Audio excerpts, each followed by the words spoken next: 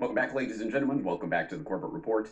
I'm your host, James Corbett of CorbettReport.com, and you're tuned into Questions for Corbett.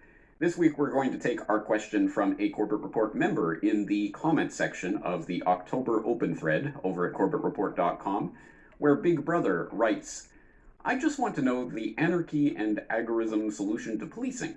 Yes, I agree the militarization of police is bad and should be stopped, but there should be some form of high authority that should enforce the laws. We as human beings are not perfect and can be sinful. I don't think to eliminate the policing and having no legal authority in my eyes is just flawed. By having no accountability to wrongdoings is evil, and it's an easy recipe for disaster. This is one of the reasons I can't agree with some, not all of the solutions that James has. I like the libertarian solutions, like polycentric law. And there's a link to Wikipedia about polycentric law. Well, okay, thank you for the question, Big Brother, and I would say there is some confusion about this subject and what is being argued for and what isn't, but don't worry, you're not the only one out there with confusion about this. I would say polycentric law is exactly what anarchists are aiming for, some variant thereof, and of course there are different flavors and different solutions that are being proposed by various thinkers, but of course that's kind of the point, that in a free society, a genuinely free society, there would be many different types of answers to this question of how policing will take place. There is not one size fits all solution that everyone must follow. Different communities will try different things, and I often say I would be tempted to say let the best idea win, but it's not necessarily a competition. Different people will have different things that they're looking for from their community, and some people will prefer to live in this kind of community or that kind of community, and that's completely their prerogative.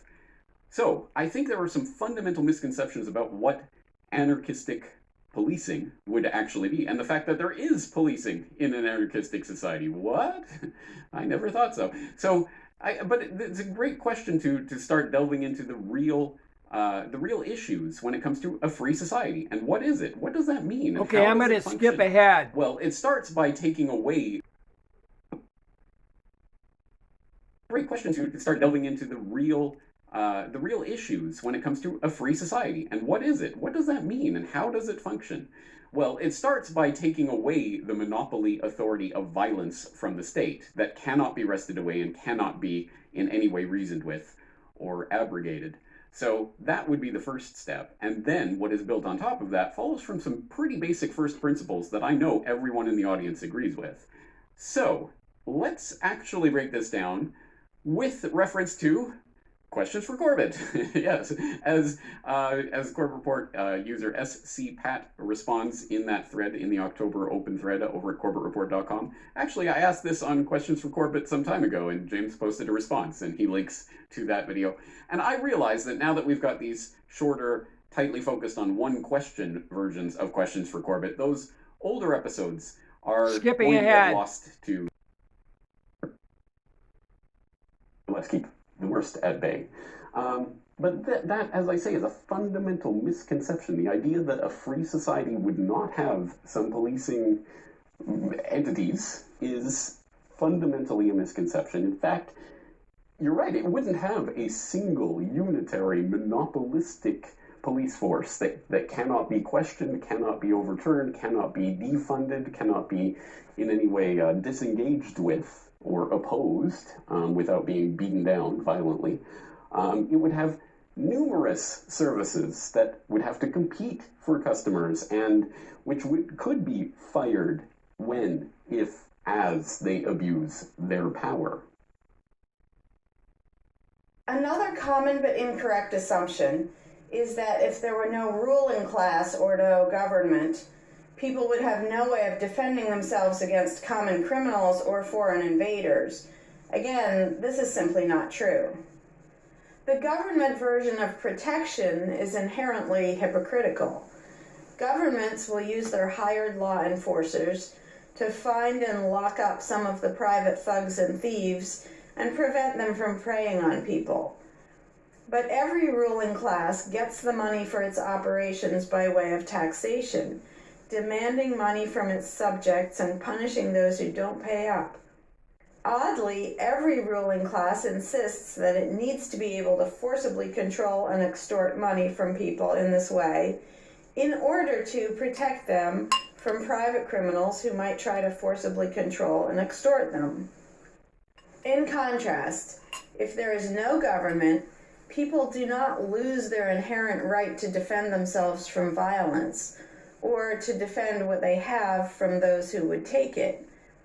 Every person has this right, and they also have the right to organize and cooperate with each other to exercise that right. Organizing for mutual defense does not require any government-granted laws or authority. No one wants to be attacked or defrauded, and everyone wants to feel safe.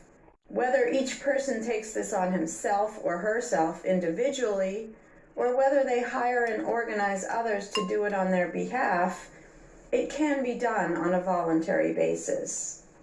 Those who insist that government is necessary often claim that if there wasn't a government, then smaller private gangs would spring up to enslave and rob people. Organized crime gangs exist along with government, and most people do not understand the dynamics between them and how government enriches and empowers organized crime while appearing to fight it. Black markets enrich organized crime, and money allows them to buy government protection. There's no reason to think they would do as well in an environment of freedom where they would have fewer ways to make money and would be up against both individual and organized armed citizens. A criminal gang that's recognized as such has far less power than a gang whose aggression is perceived to be legitimate and proper. And that's the gang we call government. When thuggery is called law enforcement, and thievery is called taxation, and self-defense is called crime and terrorism, then even the widespread ownership of firearms can't do much to stop the aggression. Imagine a private gang trying to do the things that government does without the aura of authority, and imagine how a well-armed population would respond to this. The gang would fail quickly and dramatically.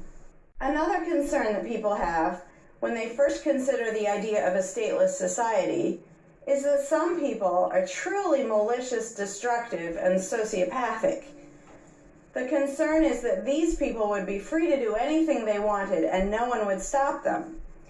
But this concern is again based on a basic misunderstanding of human nature.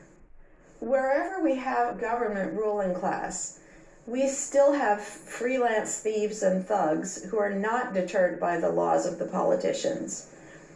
In some instances, they're stopped by force by the police, or they decide not to commit a crime for fear of what the police might do to them. What makes this deterrence work is not the legislation or the official badges, but the simple threat of harm to the sociopath. It really makes no difference whether the threat comes from the police or another citizen or even another criminal. A sociopath doesn't care about laws or social rules. He cares about avoiding pain and hardship for himself. This is still true when a government ruling class is not involved at all. If the intended target of a would-be carjacker pulls out a gun, it doesn't make any difference to the carjacker whether that person has a badge or whether there's a law against taking people's cars. Discouraging nasty people from hurting others does not require special authority, only the ability to use defensive force. Ironically, though people hope that government will protect them, having a government, a gang which is believed to have the right to tax and control people, just creates one gang so big and powerful that normal people can't resist it. In short, to create a huge gang and then give it societal permission to control and extort people with the hope that this gang will prevent theft and thuggery is simply a self-contradictory idea, but that's what government always is. Some people might assume that if people organize for mutual protection and defense, then that's what government is. But there's an essential difference. People coming together to do something that everyone has the right to do, such as defend yourself, doesn't require any special authority. It's not government unless one group of people claims the right to do things which others do not have the right to do, such as taxing and controlling innocent people. Organized defense can be very effective without supposing the special right to rule over others, in other words, without being government.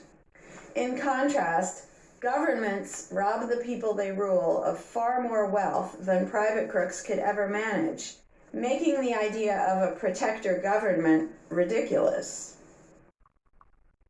All right, there are many other issues that are raised here and objections that will be raised in countering back and forth. Skipping ahead. This entire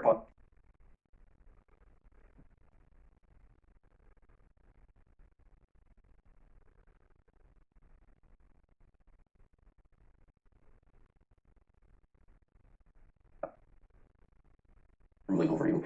Again, it's not that it's going to be a lollipop in Wonderland, but it means that you can actually disengage with protective services that abuse their powers, and that is an exceptionally important thing, not to be underestimated. Well, this is getting pretty long, so I'm going to stop this is it. a huge topic and needs a lot more fleshing out. You can think about this. All right. Study Hope you it enjoyed more. that. I would say that, again, I hope that people will look at those particular references that I was giving in that Thank answer. you. The